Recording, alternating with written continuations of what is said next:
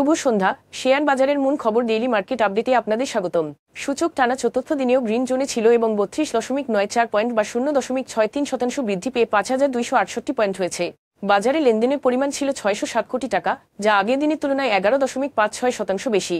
Banking খাত থেকে Islami bank Bangladesh, united commercial bank এবং সোশ্যাল ইসলামী ব্যাংক, ভ্রমণ ও অবসর খাত থেকে best holdings, sea pearl beach resort এবং unique hotel and resort, NBFI খাত থেকে IDLC finance, Lanka Bangla finance and investment corporation of Bangladesh আজ সূচকে বৃদ্ধিতে মূল ভূমিকা রাখে।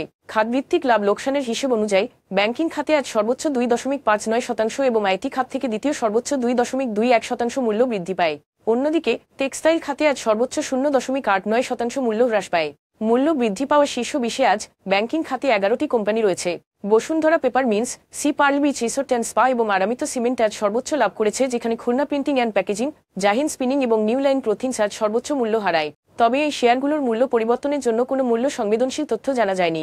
গত 3 মাসের গড় লেনদেনের তুলনায় আজ এস আলমকন রোল স্টিলস, স্ট্যান্ডার্ড ব্যাংক এবং ব্যাংক এশিয়ার লেনদেনের পরিমাণ উল্লেখযোগ্যভাবে বৃদ্ধি পেয়েছে।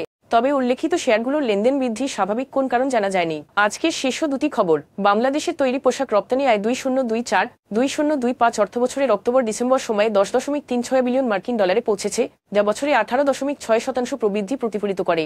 উন্নত অর্থনীতি পুনরুদ্ধার এবং পশ্চিমা বাজারে ছুটি মৌসুমের শক্তিশালী চাহিদার কারণে এই প্রবৃদ্ধি হয়েছে। বৈশ্বিক অর্থনৈতিক চ্যালেঞ্জ এবং গত আগস্টে আওয়ামী লীগ সরকার পতনের পর দেশীয় শ্রমিক অসন্তোষ সত্ত্বেও দেশের তৈরি পোশাক শিল্পের সম্প্রসারণ অব্যাহত রয়েছে। 2024-25 অর্থবছরের প্রথম 7 মাসে জানুয়ারিতে রাজস্ব সংগ্রহের সবচেয়ে বেশি বৃদ্ধি পেয়েছে, যা 7% বৃদ্ধি পেয়েছে আগের মাসের মতো একই বৃদ্ধির পর।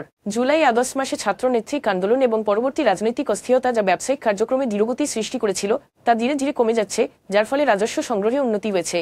তবে প্রবৃদ্ধি অব্যাহত থাকলেও তা এখনও স্বাভাবিক অর্থনৈতিক স্তরের নিচে রয়েছে এবং যদি রাজনৈতিক অস্থিতিশীলতা আগামী মাসগুলোতে আরও বৃদ্ধি পায়, তবে বর্তমান প্রবৃদ্ধি বজায় রাখা চ্যালেঞ্জিং হতে পারে। আজ এ পর্যন্তই, ধন্যবাদ।